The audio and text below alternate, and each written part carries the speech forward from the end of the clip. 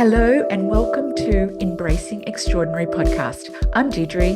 And I'm Jody, and we're here to create a space for you to explore, expand, and embrace that extraordinary exists, is possible, and how extraordinary you truly are. To hug, hold, accept, and embrace it to create your most extraordinary life. So, welcome back to Embracing Extraordinary podcast. We are super excited today. We've got our beautiful special guest, Sarah Adele, the Somatic CEO, to share her love and her wisdom with you. Sarah is a somatic education and movement specialist and business mentor with a mission to transform women's perception of body, being, and business. She's really, really amazing, which is why we really wanted her here with us. I recently attended a workshop of Sarah's and I was absolutely fascinated with what I saw with the release in women's bodies and just how we hold on to tension without even really realizing it, with Sarah's incredible sacred union work and her approach to the body, being in business. And we just had to have her here, didn't we, Dee? Absolutely. And just, share some of this magical wisdom with people that are really trying to up level and better their lives, because this is something that's super duper important. So welcome, Sarah. Thank you. Thanks for having me. I'm excited. Oh, I love these chats. we're so excited to have you here. So we might just start by just, Sarah, would you mind just explaining a little bit about who you are, honey, and what it is that you do in this world? Yeah, of course. So my background, I was a professional dancer, and as so many professional dancers do, I should maybe say before that, I was going to uni to study physiotherapy, but wow. I then thought, I don't want to be a physiotherapist. I'm a dancer. So then I changed my degree into sort of a dance education degree. And then as I started university, I got a dance scholarship, a full-time dance scholarship. So I am a university dropout, and I'm so glad for that, because I'll get to that. So then I was a professional dancer and had an amazing career doing what I loved. And I was also a dance teacher throughout that whole time, working with a lot of really elite, from, young girls up to like elite professional level. And then, as so many people do, if they have a dance background, you evolve into Pilates and yoga. So I then opened Pilates and yoga and dance studios. I was never going to have a dance studio. I'm like, nope, I'm done with dance. I was so done with dance. I loved it so much. But in the teaching component, because I was doing so much choreography, anytime I would hear music, I would be creating like performances in my head. I could not listen to music without creating in my head. Wow. So my husband would like, let's sit down, let's have a wine, let's put some music on. I'm like, I can't. I needed silence. Like I couldn't even listen to music. Wow. Anyway, so I was going to have Pilates and yoga studios, and I was never having a dance studio. And that happened. So I opened my first Pilates studio, and I'm like, not having dance. And then my sister needed her daughter, who was not yet 3, to do a little preschool ballet class. And I'm like, oh, all right, I'll just do that. So I was like, oh, okay. Said yes to my sister's daughter. And then, can I bring some friends next week? All right. And then, can we bring some friends next week? Okay. Before we know it, the dance school that I never wanted grew to a dance studio with 500 students and like a team of about 20. And yeah, it was a monster. Great monster. The main point in that, I didn't want a dance studio, not only because I was burnt out and couldn't listen to music, but because I did not want more girls to grow up with body image disorders. I knew what a ballet class does to the mental health and well-being of young girls. I know what it's like when you're embarrassed to do the grand jeté across the room, or when you're getting fitted for a costume and they say, oh, that's different to last year, isn't it? I've been in dressing rooms with so many women with body issues that I was like, I do not want to fuel that. Didn't think at the time that I could actually do it in a different way, which I did. So yeah, that's a whole nother story. I would be here all day. But so I also had Pilates and yoga dance studios. So my company was called Studio Samsara. I had Pilates and yoga studio, beautiful well-being space. It had everything: Pilates, yoga, dance, meditation, aerial, retail, naturopathy. It was a well-being hub. It was amazing. And then I had a separate reformer studio as well. So 3 venues, about a team of 45. And the dance studio was one of them as well. And when I was teaching, this is one of the main things. So people would come into my yoga studio and they'd do their yoga, but I could see they lacked this true connection to their core and their posture. And I'm like, come over to my Pilates studio one day. And they're like, oh, no, I'm a yogi. I don't do that. And then in my Pilates studio, I'd get the women coming in. Okay, are we doing a burn class today? Are we doing a burn class? Are we doing a jump board class? Because they just wanted the 6-pack. They just wanted to work out. And they were so highly strung that I could see that, and they're like, I'm losing weight. I'm doing all the things. And I'm like, you're never going to lose the weight unless you slow down and bring your body back. I'm like, come over to the yoga studio one day. Oh, no, I'm not a yogi. I'm not a yogi. So what I noticed is that people resisted what it was that they actually needed. Mm-hmm. And I would get referrals every week, like 50 new clients every week from doctors. Oh, I've got back pain. My doctor told me to come to do yoga. And I had a beautiful team that I, trusted really well. But I'm like, if you've got back pain, yoga's not going to help you. You're going to make it worse. So then I'm like, okay, well, this is my studio and my liability. So if you're going to go into a yoga class, I want you to know this and this and this and this and this. And when you know and really embody and integrate these things, then you're safe to go into yoga.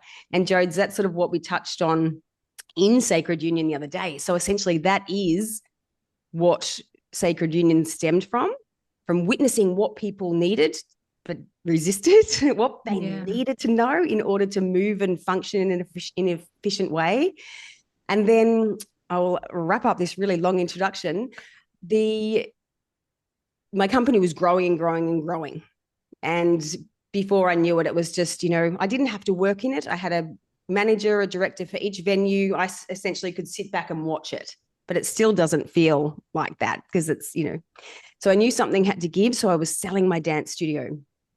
And I'll tell the story really quickly. The sale was all meant to go through, but the day before settlement, I get a message that says, an email saying, I hereby resign effective immediately. And I'm like, what's going on? Anyway, the sale didn't go through. I looked on social media and there it was, all of my 10 years of blood, sweat and tears wrapped up in a brand new package with someone else's name on it. My initiatives, my incentives, my programs. I was in a fetal position on the floor. And this is really relevant for what we're talking about. I was in a position of, do I fight or do I surrender? And I was literally in a fetal position.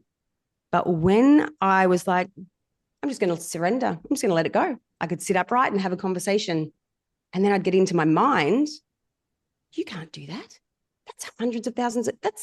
You're taking the kids to Disneyland. You were buying. And when I'd get into my head, I'd be back into a fetal position. I'm like, no, I'm just going to let it go. I'm not going to fight. I'm just going to let it go. So my body was upright. When I was talking of surrender, my body was like, yes, yes. When I got into my head and thought of all the logical things, my body was like, I can't do that. Yeah. So it was in that moment that I realized, yes, your mind and body are absolutely connected. But that does not mean they always agree. Yeah. And final piece of the puzzle, I went to a life path reading, wasn't even intending to do so. I was like, do I fight? Do I surrender? I sat down in front of this stranger and she didn't even open her eyes. And I was just about to get up and walk away because I thought, I have been ripped off. What is going on? She didn't ask me one question. She didn't say anything. And just as I was about to get up and walk away, she opened her eyes and she said, you've just got to let it go. Wow. You've got to surrender, trust, and let time do its thing. And not only was that what I needed to hear, it was the exact words I had said day in, day out, teaching in yoga for like 10, 15 years. Surrender, trust, and let time do its thing. It was really easy for me to tell people to do that within their body. And yet here it was, a complete stranger saying my words back to me. And I was like, holy shit. It's time to walk my talk, practice what I preach. And I did. I surrendered. I walked away. And here I am 7 years later, living the life I used to dream about in my mind. So beautiful. I just felt that. It actually made me feel really emotional when you said that. Oh, so Yeah. beautiful. Oh, it was full on. And when you hear the real story, it's just like, whoa. But Mm, it's beautiful. So now I can really confidently say with true confidence that, through lived experience and embodiment, because that's what, the surrender, the trust, the time do its thing. That's mm, we apply that principle to the physical body in a yin element. It's beautiful for the fascia and the connective tissues and the joints. But then applying that same exact principle to your life, mm. it's hard, but it's magic. So powerful. And, so now you're using that incredible wisdom and insights to help people in their lives and their business. Yeah, and it Mhm. all starts from the body. Yeah. So every element of my somatic philosophy begins with the body first, because what's the point if you don't have that embodied? It really is a beautiful magazine that interviewed me from New York. They were like, the body in embodiment. I'm like, yes. But because that's exactly what we're doing. There's so much of embodiment, but it's like they're actually forgetting the body, Yeah. and more so the foundational mind-body connection and awareness that's going to support you through the other 23 hours of the day when you've finished your embodiment practice. Yeah. It's, Yeah.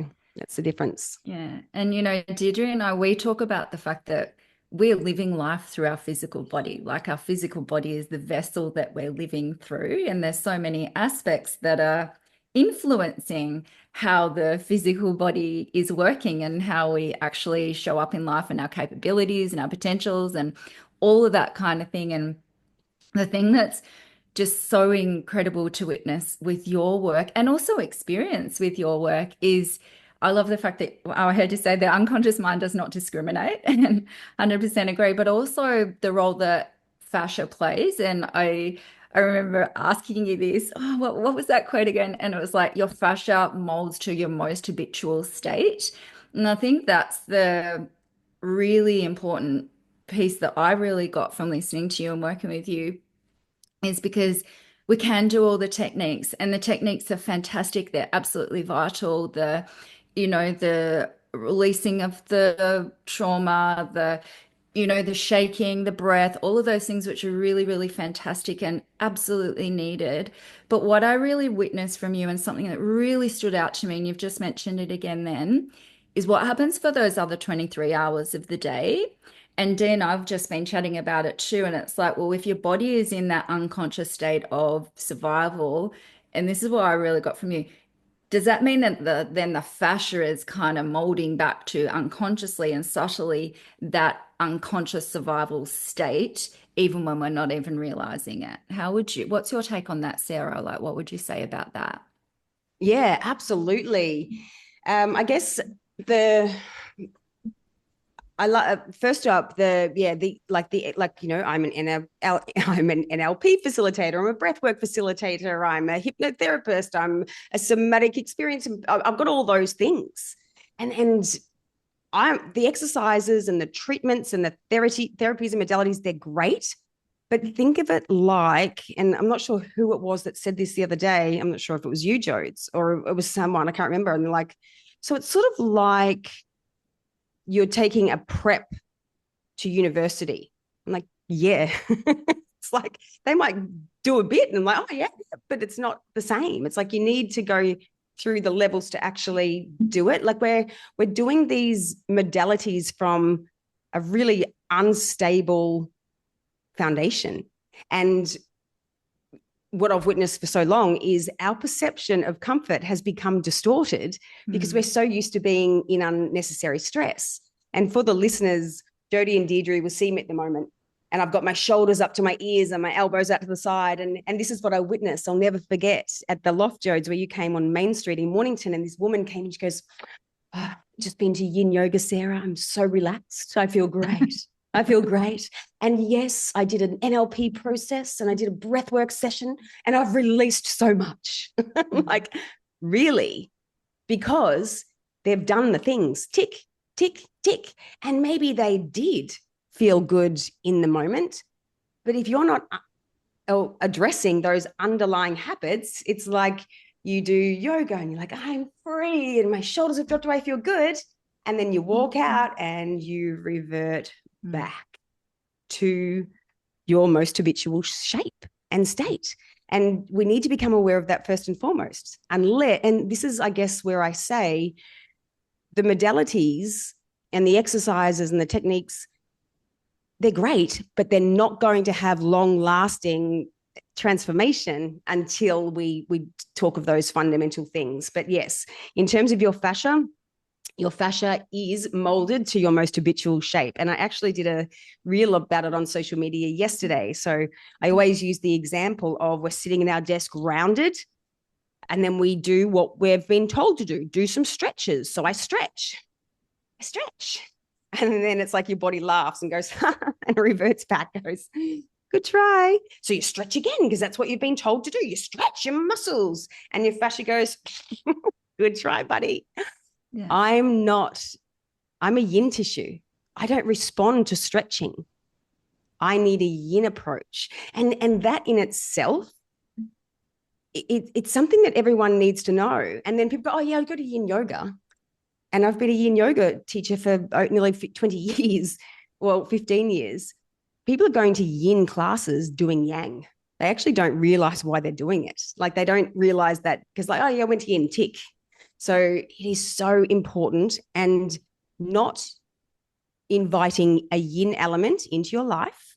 And whenever I say this, it's not a class. You don't have to do a class. In fact, yin on your bed before you go to sleep, just one part of your body every night or 3 nights a week or whenever your body calls you is plenty.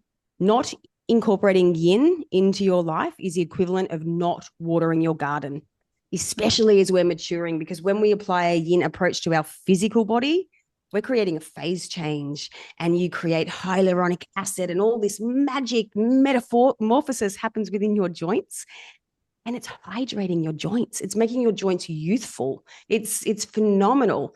And when you get introduced to yin, you're like, oh shit.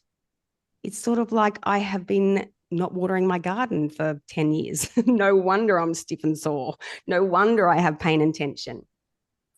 I deviate. I told you we'll be here for 3 hours. Did that answer where you were going, like where you were asking it all? Oh, yeah. Oh, it's amazing. I was just going to ask, for people who don't know, and I'm not really so familiar. It's not the terminology that I use. What does yin approach mean? Is that a relaxed approach? Yes. So a yin approach, think of yin. So yin and yang, the difference of yin and yang. Yeah. So sun is yang, moon is yin, day is yang, night is yin, masculine is yang, feminine is yin. In terms of our physical body, our muscles and our blood are yang, and our fascia and our joints and our connective tissues, they're yin, and they need a yin-like approach. So, and the listeners at home will be able to do this as well, and you guys can do it. So and just to generalize, to simplify things, when we have pain and tension or restriction within our body, just to make it simple, just visualize that 50% is in your muscles and the other 50% is in your yin tissues. So what I want you all to do is just hold your right hand really strong and active. So stretch your hand and activate your muscles, your fingers, so it's really strong. Can you feel that strength in your hand? Mm-hmm. Yeah. And now try to pull it's like you're stretching really hard. Stretch it as hard as you can, and now pull your hands, pull your finger. Can you feel any movement? No. Now relax your hand, turn it upside down, just let it go floppy. Now keep your hand nice and relaxed, and now just gently pull on one finger. Yeah. Can you feel that movement there? Yeah. Yeah. You can feel. So what you can feel moving is your fascia, that cobweb-like connective tissue that runs through your whole body. You can feel your joints sort of clicking and moving. Mm-hmm. And that's so you want to pull it. I'm pulling my finger. Mm-hmm. So that's your yin tissues. How did we get there? How did we access our yin tissues? What do we have to do to get there, to access them? What did I do with my hand? Relaxed. I relaxed. Yeah, I can see it. Whoever relaxes when they're trying to achieve something? Yeah. Yeah. They don't. So it's relaxed. So that's what some people do. They'll go into a yoga class. I don't need support. I don't need bolsters. That's cheating. So they're going into yin doing this. I just did a yin class. Does that resonate now? And then even a simple way of applying yin to your everyday life. So we would work our fascia and our connective tissues and the pain and tension. And then my very favorite thing to do when I was teaching classes at the end of a yin class, we say, okay, get up, off you go, surrender, trust, and let time do its thing. Walk away. And the people because there was blankets everywhere and bolsters and blocks, and they just have to leave this mess.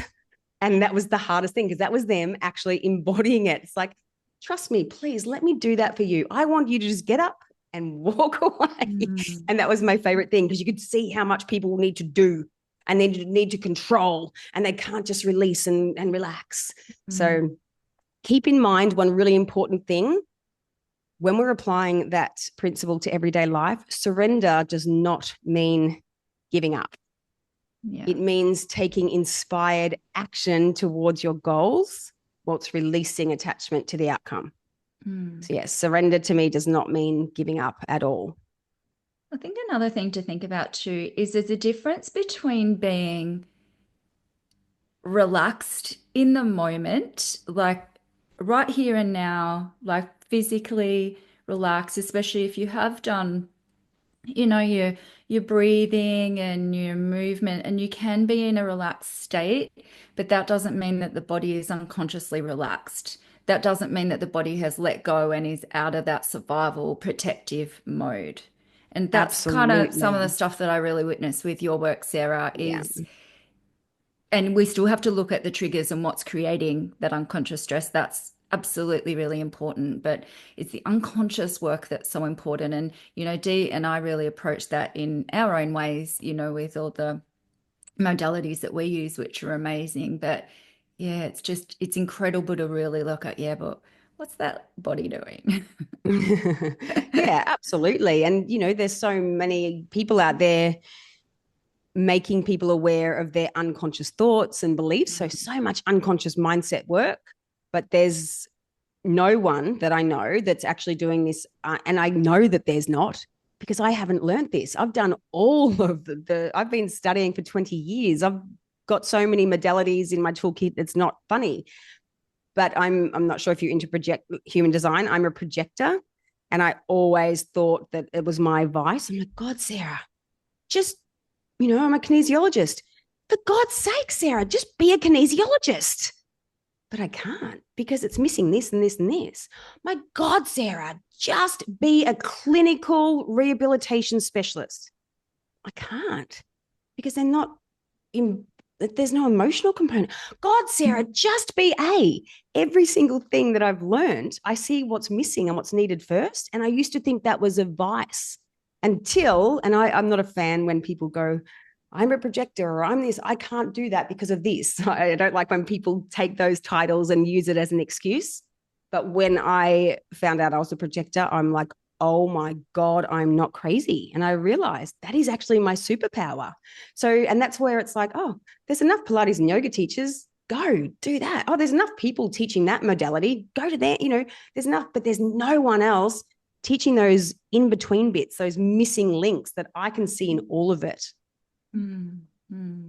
So that's the unconscious, and you can do the unconscious. So for example, if you're doing a spinal network energy thing, that's releasing unconscious stress. But then you leave, and what has that done to empower you to know for yourself? Or in a breathwork session, you're releasing the unconscious trauma, but then you leave, but then what's that doing to empower you to know for yourself? And I'm not saying they're bad things. I'm saying they're great, but I want people to know for themselves. And one perfect example is I was doing I think it was a Pilates class or an integrative awakened movement class, as I call it. And I was just allowing people to find alignment for themselves. And it was a man, and I don't often teach men, but he goes, nope, I'll get my physiotherapist to tell me where that is. I'm like, okay.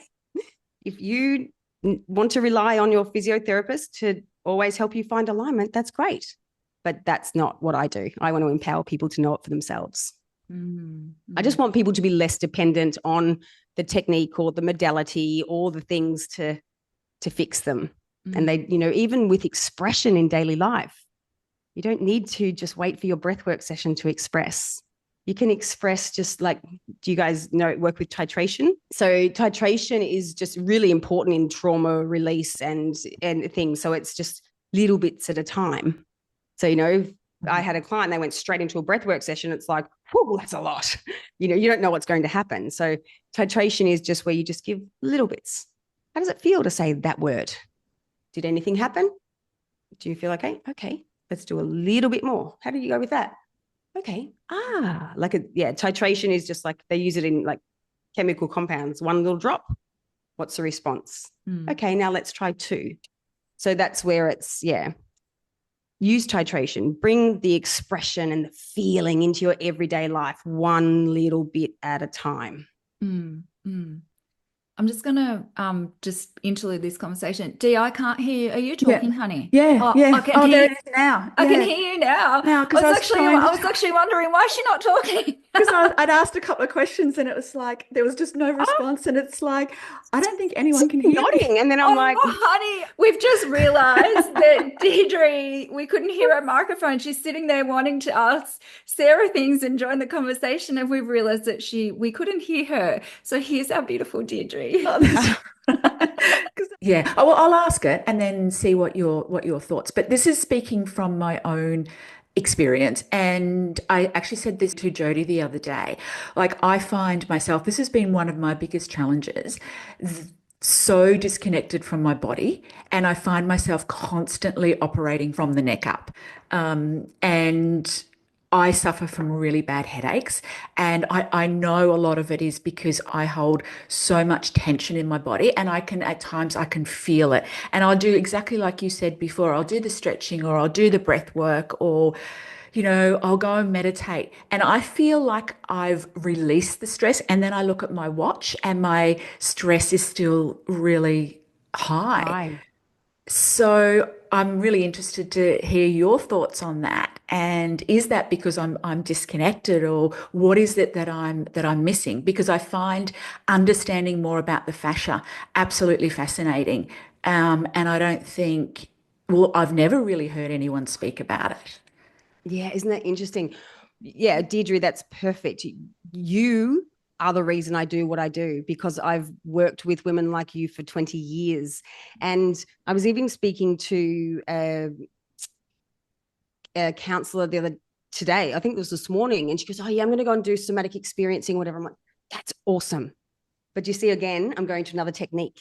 And this is where the disconnection is. Yeah. People disconnect to the technique.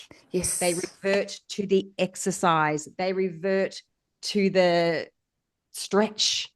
But let's even talk about that, like especially for Jody with her value of liberation. And just think of it from a general point of view. And I know yoga's, teachers are becoming a little bit more, just do what feels right for you, but still not very prevalent. But it's like, oh yeah, I'm going to do this yoga pose. I'm going to do this Pilates exercise. And even think of at the moment, for the listeners, I'm moving in a yang-like way. I'm moving my muscles. It's very linear. Linear. But when you move from a fascial perspective, from the tips of your fingertips to the tips of the toes, can you see how fascial movement is so much more feminine, but also fluid and flowing? And what do people want in life? I feel stuck. I feel rigid. It's like you're moving that way as well. But yeah, that's it, Deirdre, what you're saying. We are more connected than ever, yet more disconnected than ever before. We are more connected to the latest trend, the latest modality, the latest technique, but we're disconnected from this beautiful little body of ours. And this is where it's really challenging. Like, I can't wait to have the best marketing person in the world to help me communicate what I do, because it's not sexy. It's not a fancy new technique. It's nothing really exciting. Well, it feels amazing when you do it, but it's like, what do you mean? What am I doing? You're actually connecting to your body. But I'm not doing anything. Yeah, because we're not doing any. But I need to do. No, you don't. It's, it's that fundamental. That's what I say. It's fundamental mind-body connection and awareness that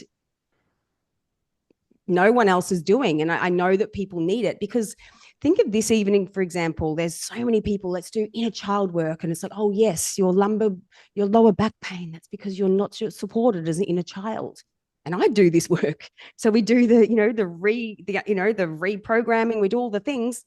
But then you go through everyday life and you don't have a true connection to your core, and you're constantly flexing and your lumbar curve has disappeared. So of course you're going to have lower back pain.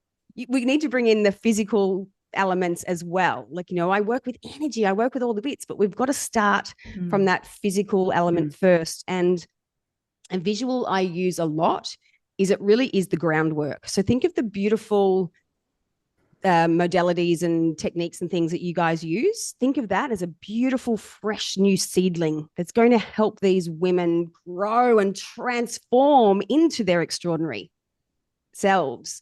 What I do is I do the groundwork first. So when people don't have the awareness that I help people with, visualize parched earth, like really barren earth. So the work that I do is like, we're doing the groundwork. We're turning that parched earth into rich, fertile soil. So on the surface, it's like, we haven't done anything. What's going on? What's going on?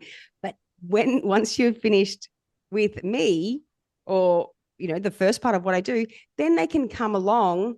And then when you plant your beautiful techniques and modalities, you're planting it into this rich, fertile soil. So it is sustainable. It's going to actually grow and flourish, because that's a perfect example of what you're saying, Deirdre. It's like, think of, you've got this barren earth and then you plant this seedling and it feels good. It feels good for a bit. And then after a few days, it's just like, shit, there's no hydration. And it dwindles. Does that sort of resonate? That's really what's happening for you. And for, it's been thousands of women now over the years that I do this work with. What I love too, Sarah, is it's so subtle. Like what I've witnessed you teach is, it's such a subtle listening and a subtle readjustment of how you're holding your body. Literally, it's about shape, about how you're holding your body. That's so subtle.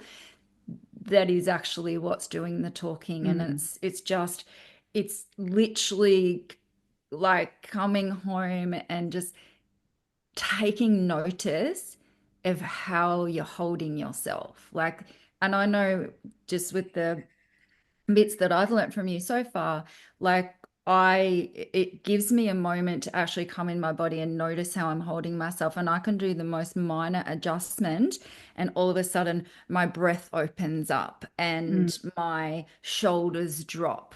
And just, it's so subtle, and it's so beautiful.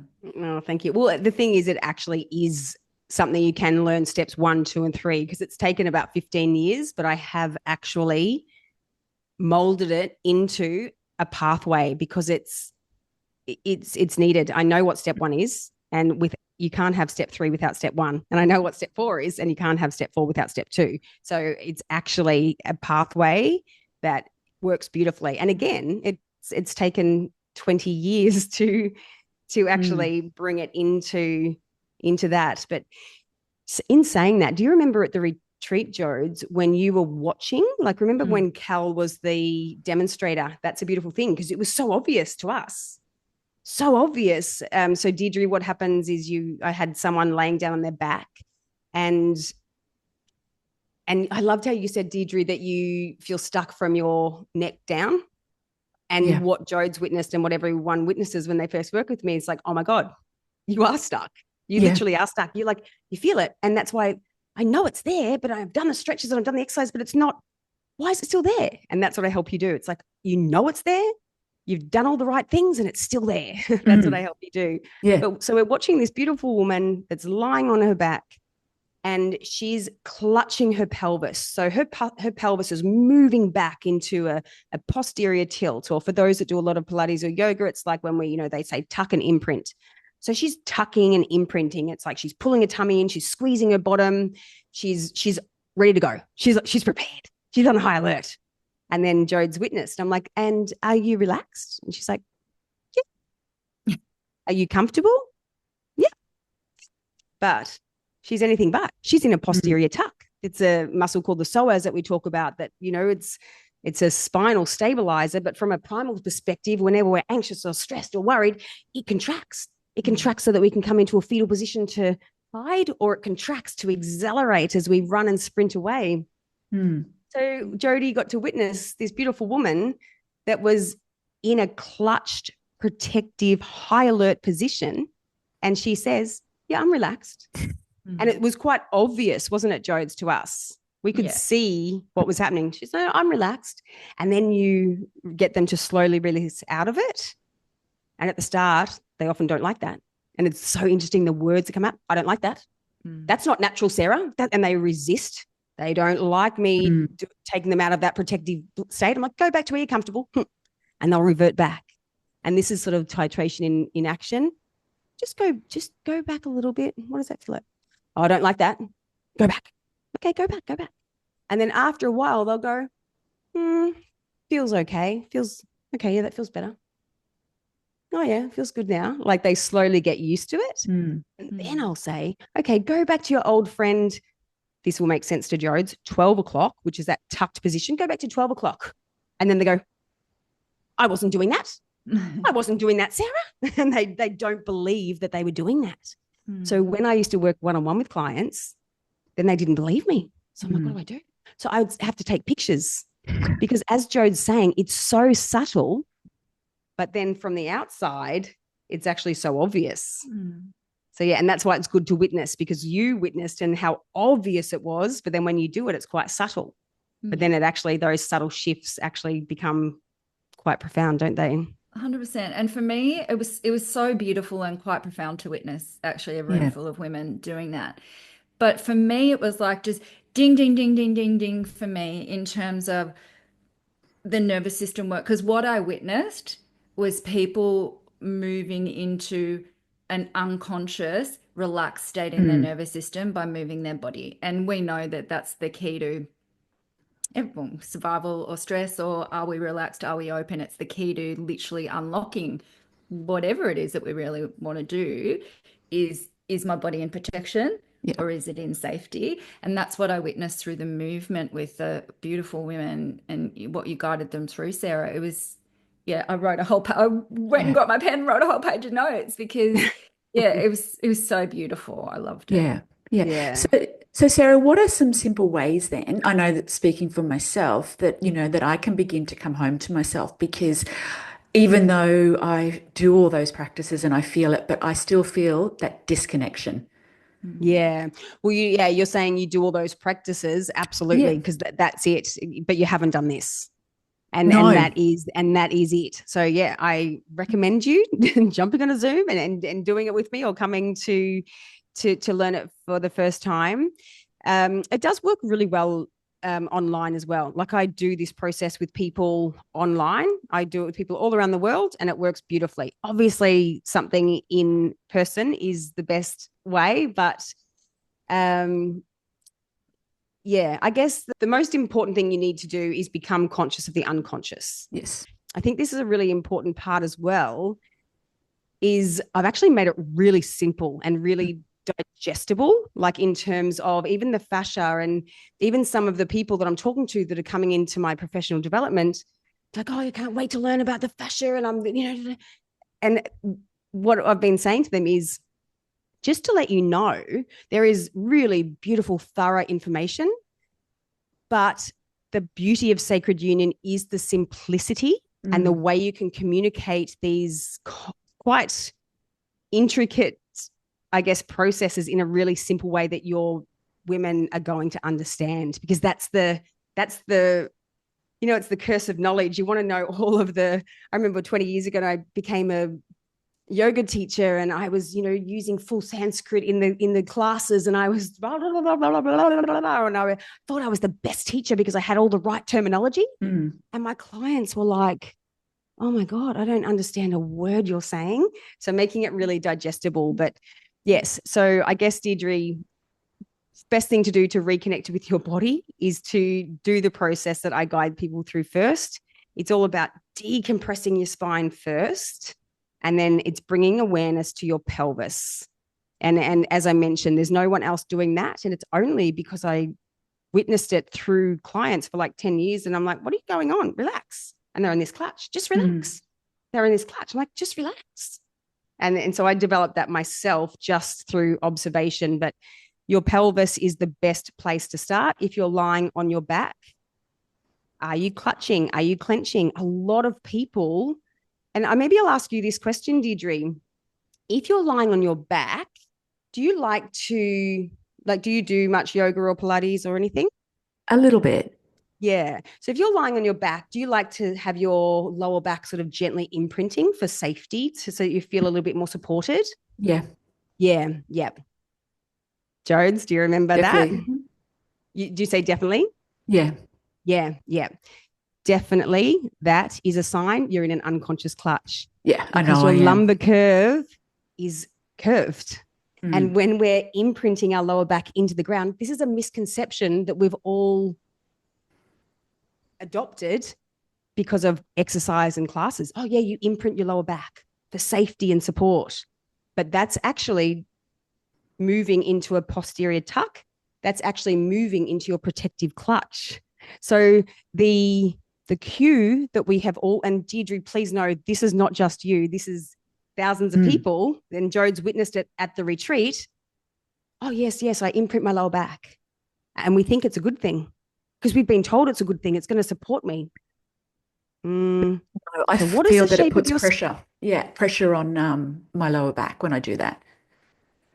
Yeah, well, it's that comes down to the core, but it's Mm, pressure, but it's you coming into a protective clutch, so mm, it's you taking your nervous system up. But when we learn what your true core is, your back is part of the core, so it's the equivalent of building a house and only putting support at the front. I don't need support at the back. I don't need support in the ground or the roof. So do you see already how we've mm. uncovered one misconception? So this is where we can do the exercise or the technique, but then we'll go back into oh, yeah, it's really good to imprint my lower back. It's going to support me. Who told you that? Where did you learn that? Because that's not true. So see, we're sort of myth busting and moving through those misconceptions at the same time. Yeah, beautiful. And Sarah, I'm really curious, based on this work that you do with women, what have been some of the most powerful identity shifts that you've witnessed from the women that you've worked with? And then how do these ripple, out into their, I suppose, their leadership or their relationships in their life? Yeah, I love that. And I'm having a chuckle to myself because do you know the story I always talk about is not a woman, it's a man. Mhm. But but I'll go to women. But it was a truck driver, and he Wow. came. His wife had the most profound shift, and she's like, oh my god, I've got to bring my husband in. I've got to bring my husband in." So she was a 50-year-old corporate successful woman, and he was a truck driver, and she's like, "You've got to come and meet this woman. You've got to come and meet this woman." So he was doing the psoas release that Jodes knows. So she was sitting on the couch and he was down, and she just said, "Oh, he's so stressed. He's burnt out. He's just, he doesn't communicate. He's just, oh." So he was imprinting his lower back into the floor because that's what you do.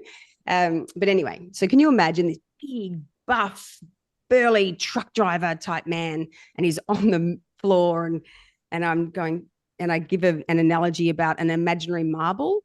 And then I'm like, just roll the marble to 12 o'clock. Just roll the marble. And he's like, what bloody marble? And he's looking at his wife going, oh, Jesus Christ, what have you brought me?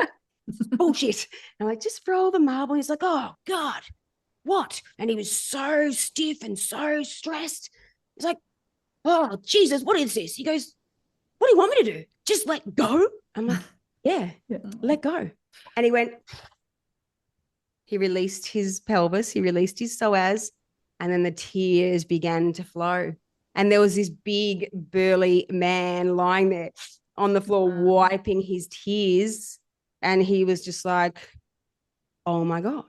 Anyway, it's kind of long story short, it was beautiful to witness just because it was the paradox of the big, burly man and the tears and the resistance. And then they're like, rah. The next day she messaged me and she goes, Sarah, he had his first full night of sleep last night and his back pain, he normally has to have his medication. He's like, I don't even need it. His back pain was gone. Anyway, he quit his job. They moved to the Sunshine Coast and they lived happily ever after. It literally, like, it happened within months. It was just crazy. So he could sleep. He didn't need his medication. They actually looked around, thought, this is not living. They moved to the Sunshine Coast, what they'd wanted to do for years. And now he was managing like a beautiful resort or something. And it's just like their whole life has changed. So I love that story, but so many stories. Like, in terms of another example, I work with a lot of successful corporate women, women, because you're on high alert. You can't focus. When we're on high alert, as you both know so well, you're both professionals in all of this. It's, our body's stealing as much energy as possible from our brain for clarity, from our digestion. Its sole purpose is to keep us alive. So we're functioning, but it's not really at full capacity, is it? So anyway, this beautiful woman, we do the first process and then we sit and chat, and then she's describing her work, and it's a beautiful, successful role. And, it's externally, it's really impressive. And then she was describing it as like toxic, unhealthy, this, that. She was financially secure. She'd had investment properties. And then I asked her the question, so why are you still there? And she's like, It was like I'd asked her to strip naked. I just asked her, so why are you still there? But she'd never thought about it. She ended up resigning like a few weeks later because she didn't need it. She didn't want it. And she was just there because it was just, as Jode said, she was just in this unconscious cycle that she was just going through all day, every day, until she did. And now she runs a beautiful wellbeing retreat. So beautiful. So beautiful. Yeah. There's one question, just thinking about legacy.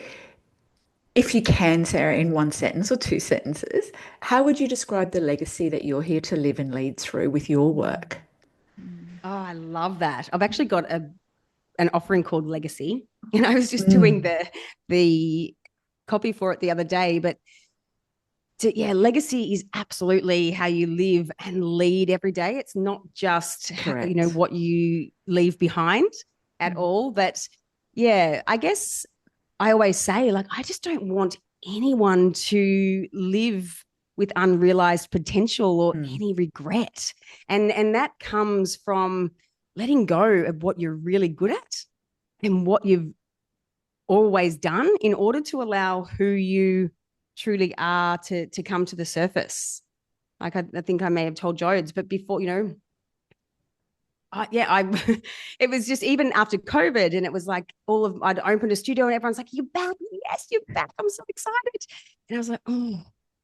And it's like, what are you doing, Sarah? You've got a thriving studio. You've got hundreds of people that are ready for you to come back. But it was just this like, no. And it was like, I'd done it before. It's like, sometimes, like, for the listeners, like, consider, are you willing to let go of the good for the great? And are you willing to let go of what you've always done and what you're really good at in order to let, everyone knows it. Deep down, they know it. It's like, and I guess a thing that I say is that vision you have, it's not selfish or something to ignore. It is whispers from your soul leading you to your highest potential and your ultimate joy and fulfillment and success. Because people just ignore it. Oh, no, everyone thinks like that. No, that's just a silly idea.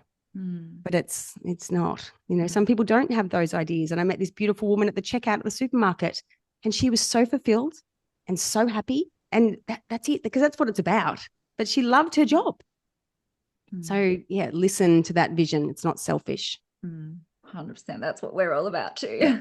So beautiful. And that beautifully ties into what you spoke about earlier with that surrender versus that control.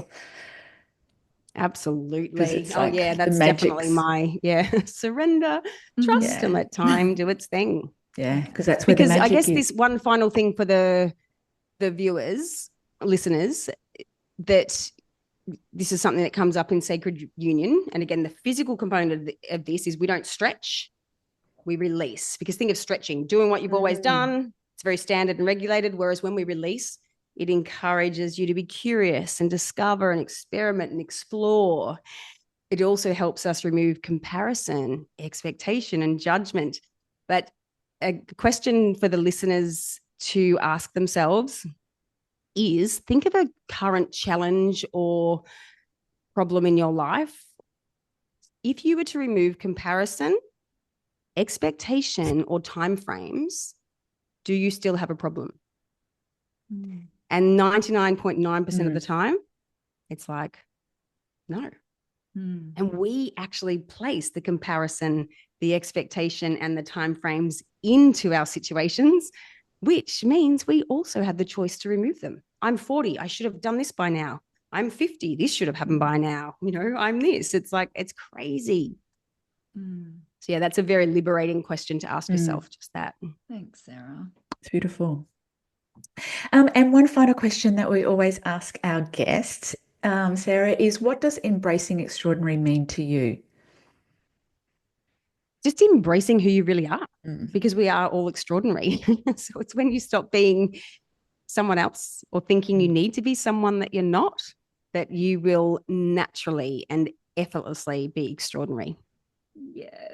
That's 100% what we believe too. Oh, Sarah, thank you so much. It was so many wonderful wisdom nuggets in there, and also just your beautiful energy and what you've got to share. Thank you. Thank you.